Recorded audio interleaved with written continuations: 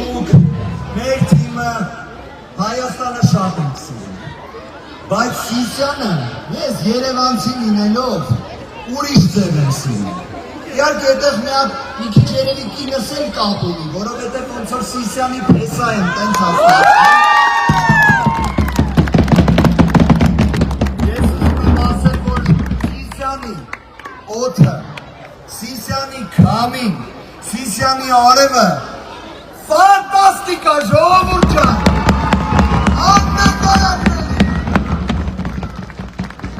Սիրելի սիսյանցիներ,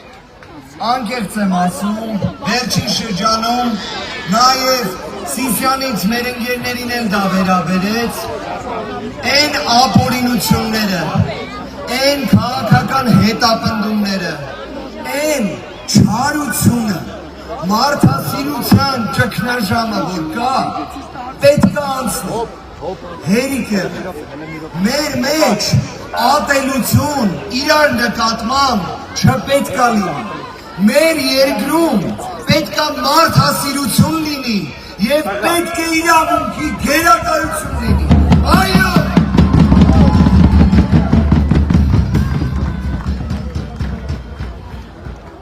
Սիրելի հայրենակիցներ, ուժեղ Հայաստանում մենք պատկերացնում ենք, որ կա ամենաառաջինը մեկ խնդիր,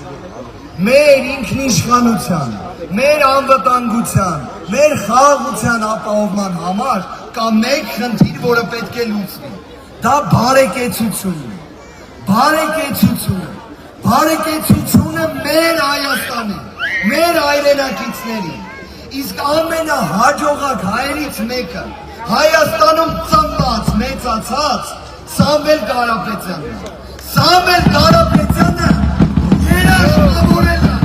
որ բարեկեցության խնդիրը պետք է լուծվի, ու այո, լուծվելու է։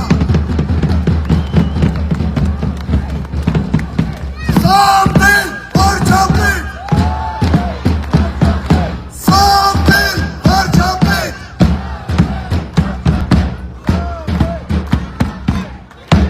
Սիրելի սիսյանցիներ, Նարեկը Կարապետյան մանրակրկիտ, թուղթ ու գրիչով ներկայացրեց են տնտեսական ծրագրերը, որոնք թող չափազանցություն չլինի, լինելու է տնտեսական հեղափոխություն, այո։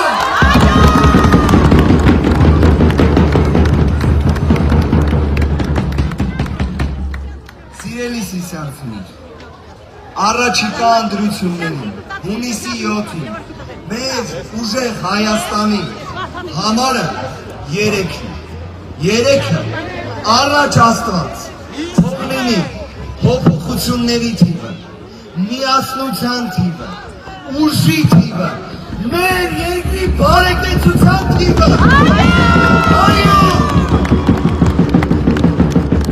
փոփոխության համար,